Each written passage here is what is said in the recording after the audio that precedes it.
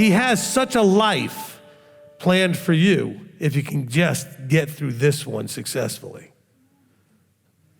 This is like your Job. You're going through this awful, miserable life, and he wants to give you, like he gave Job at the end, all this abundance beyond your possible imagination. But you got to get through this one. You're not going to get through this one unless you figure out love and Torah. Because that's the part that's connected to the reward. That's the part you earn. You earn the word favor. You know, I know that guys like Olstein and them love to walk around in their speech all the time. I'm just walking in favor. What does that even mean? It means I am doing what's pleasing in your sight. He thinks it means I have blessing. I have abundance. I'm walking in favor. I know, I'm not doing the accent well. And I'm not blinking enough. Okay, but look, the word favor has to do with if I've done something pleasing in any way to you, you may want to favor me with a blessing. So like when you go up to a friend and say, hey, could you do me a favor? What are you banking on? The nature of your relationship being such that they would want to do something for you because of how you've done things for them in the past and the level of relationship. Not as likely if you just randomly go up to a stranger and say, hey, can you do me a favor? And they're like, I don't even know you. I might not even want to talk to you. I don't know who you are. You may want to rob me for all I know. I mean, just who are you? But when you go up to a person that you know and you ask for a favor, you have an expectation that they'll say yes or no. Now, you also know if you've had a bad relationship that you're probably going to get a no.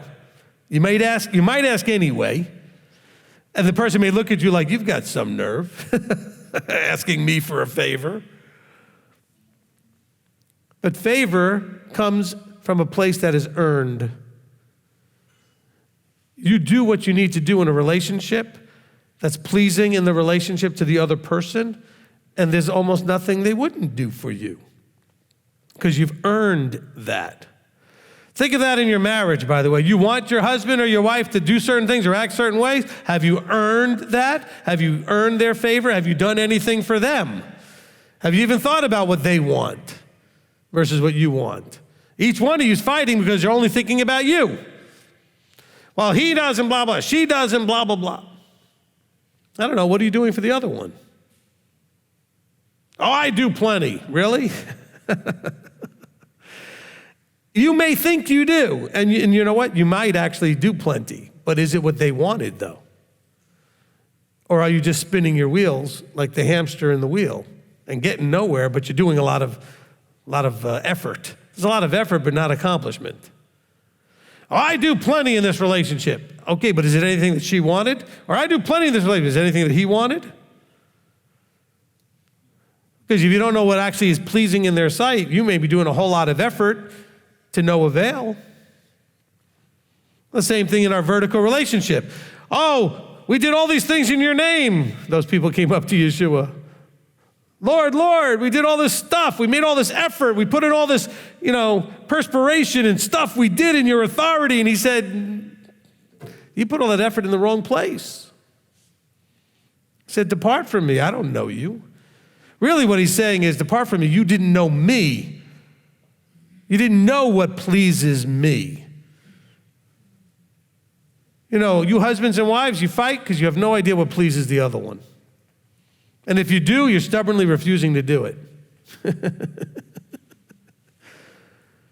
I'm being serious. You want to fix your marriage? I tell everybody the same thing when I counsel. You go figure out that love language thing, and you do that every day. Now, you still may be getting on each other's nerves, but at least you'll know you love each other because you're doing the things that speak their language. Take whatever that, and I'm not a big proponent of all this, Christian websites and stuff, but I like this love language thing. And by the way, you don't have to go do it that way. Figure out, look, if you've been married for 20 years, you know what pleases them. You're just being stubborn. And you don't need to go take a questionnaire on a website to be figuring that out. You know exactly what makes them smile. You can push that button anytime you want. You know what little things and big things will make them happy. Because you do it when you really feel like you need the points because you want something for yourself. So you do. You go and score a few points before you ask for something.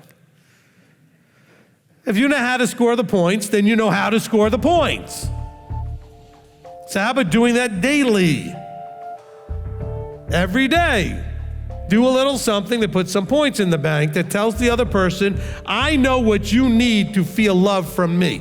That's what this is all about. Yahweh is telling us this is what he needs to feel love from us.